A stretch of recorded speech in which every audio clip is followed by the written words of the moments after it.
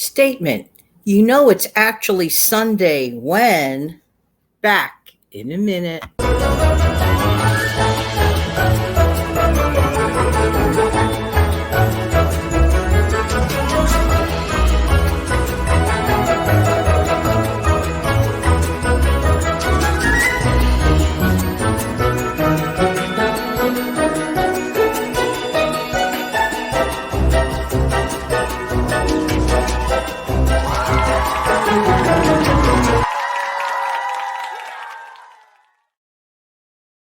I love that ending part when it goes.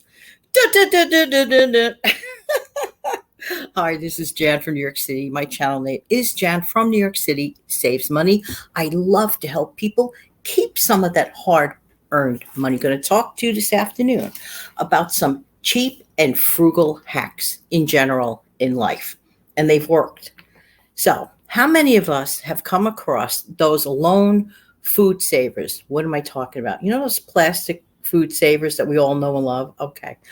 Somehow, magically, many times, the tops go to an unbeknownst location. Don't ask me how. Don't ask me why.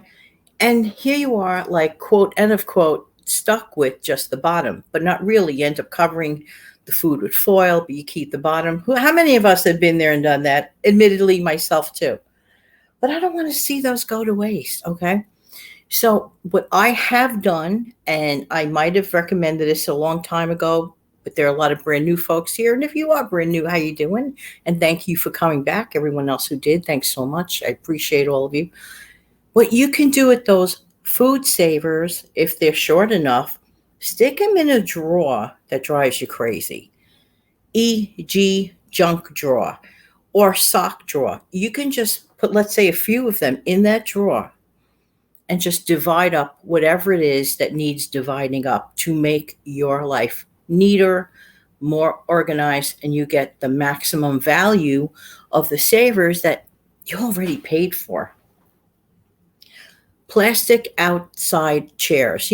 Many times people have those outdoor chairs, they're waterproof, great for, if it rains or anything. But if you have company, a lot of company, and you don't have enough seating, take those chairs indoors and utilize them, repurpose them for the day, for, when your visitors are having their party inside, whatever. I think that that's a great idea instead of just letting those plastic chairs just sit outside doing nothing when you have extra seating for free because you already have it. There you go. Flat cotton sheets. You have some old sheets that are in great condition, but you're just like tired of them, like tired of using them.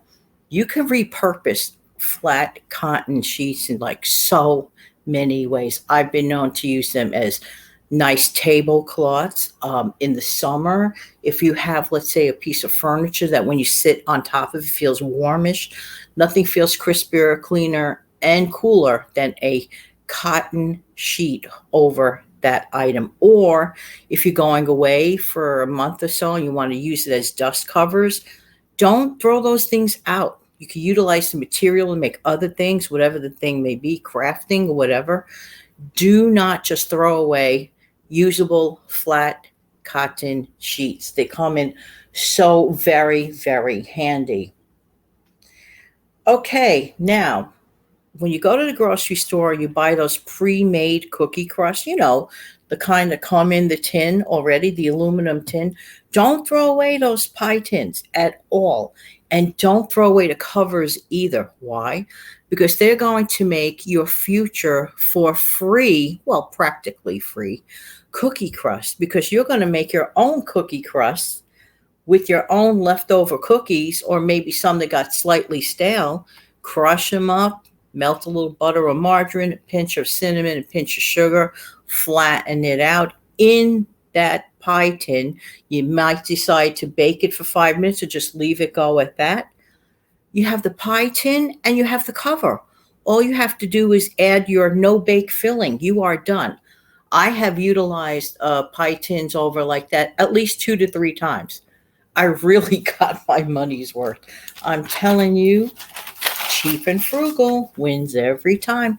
No deprivation. I'm still getting my pies, except I'm saving or keeping some money. Adobo. Have you ever heard of the spice adobo? If you've never tried adobo, I suggest you give it a whirl. It's really, really good. You could add it to your meats and to your fish and to your chicken adobo. It tastes really, really good, and to your rice or noodles or whatever. But there is another purpose to adobo that many, many people oftentimes overlook. And I have had this happen to me. Ever think that, you got that little jar of bouillon cubes, the little cubes in it, you think that there's many left? And then you go to find out, not only are there not many left, but once in a while you find out there's an empty jar sitting in your cupboard. Don't ask me why it landed there, but it did. Then you take it out and go, huh? And you're in the middle of wanting to make, let's say, a base for chicken soup. I cannot tell you the emphasis on two things. Okay, one, it is cheap and easy and it's delicious. You can utilize like a teaspoon or a little more, depending on your taste, of adobo in your simmering water. It serves as a great base for chicken soup. More than likely, many, many people hang on to adobo. And you could use that trick with anything that you enjoy that might make a great base for your soup in case you run out of bouillon cubes, and just put a little bit of salt in it. To me, the adobo does not require the salt, but that's just, the way I feel about it. But in case you run out, just use that. And before I forget, let's say you have those ramen noodle packages and you're not using the ramen noodle seasoning, please don't toss those.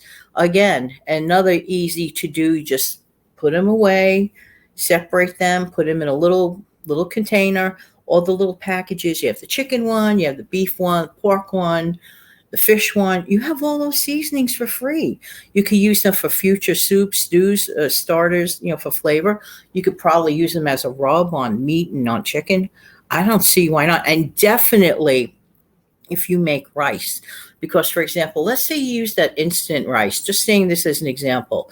You could take one of those flavor packaging, put it in the water that you're using to convert that rice into cooked rice, to reconstitute it. Like, let's say you have chicken, take a chicken packet, put it in that, put your rice in there, cover it, let it sit there 5 to 7 minutes. You got yourself a free flavored rice. Don't miss a beat and don't waste your money. Keep your money. Margarine sticks. Now, margarine sticks are different from margarine spreads. You only have those like spreads. That is a different chemistry to it, I believe. I believe it is. Always, always keep at least one package of margarine sticks in your freezer. You might say, why? I don't like to use margarine. Well, it works as a good in-between. Suppose you run out of butter. Suppose you're having a tough month and you don't feel like paying a ton of money for butter. Butter at times, as delicious and wonderful as this, at times could be really pricey. So you can use this as a supplement. Furthermore, as far as greasing a baking tray, nothing beats actual margarine, even better than butter. Why? Not because of flavor wise, but because of high burn point wise. Margarine could tolerate a higher heat. So therefore, to grease a pan and never get rid of those packages of the sticks, those little wrappings that comes in, I just like to take the wrapping and the margarine, just go around. How many of you do that? I bet a whole bunch of you guys do that out there. But never forget the importance of actual margarine. Let it say the word margarine. I recommend the margarine sticks. Just saying, just saying. Pizza and toppings. Well, many of us keep frozen or toaster type, toaster oven type pizza in the freezer. That's a great thing to do. But why not bump it up? You know how like all week long, and I really hope you guys are doing it, you get a food saver, for example, and if you have leftover chicken from the rotisserie, or if you have leftover beef or leftover vegetables, whatever you have that's left over will become a new meal or a do-over or an existing accent to a meal. For example, let's take the frozen pizza. Say it's Friday night, okay? And or if you have some actual pizza from the pizzeria pizza and you froze that up, you could take those other things and use them as toppings. Doesn't always and only toppings for pizza doesn't always and only have to be like excluded to sausage or to pepperoni. You have things in your refrigerator. For example, I've done this myself. I've done this with chopped frozen broccoli that I had left over, and I sprinkled that on top of my pizza, and I gave myself a vegetable pizza. So I gave it a little bit of a healthier bump up to it. And it also fills you up even that much more. So you have that. You could do shredded chicken from the rotisserie or whatever vegetable or meat of choice. And instead of pepperoni, if you don't have pepperoni, who's to stop you from trying some crumbles of actual cooked bacon? You could use the crumbles that are in the jar. You could use whatever you might have left over from your breakfast that was cooked already.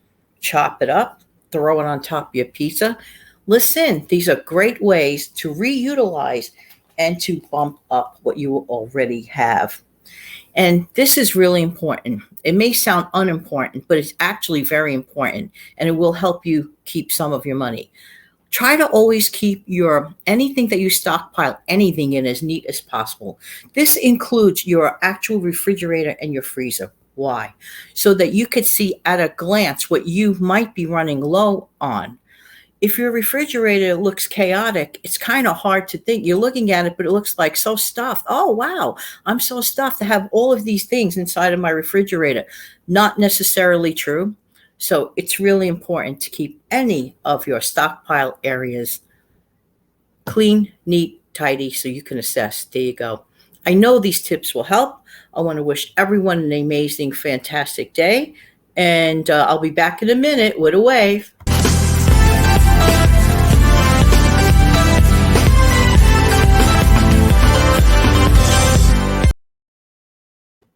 Take good care. And if you haven't done so already, I really do appreciate it if you could smash down the like button. Have an amazing, fantastic day. Bye bye.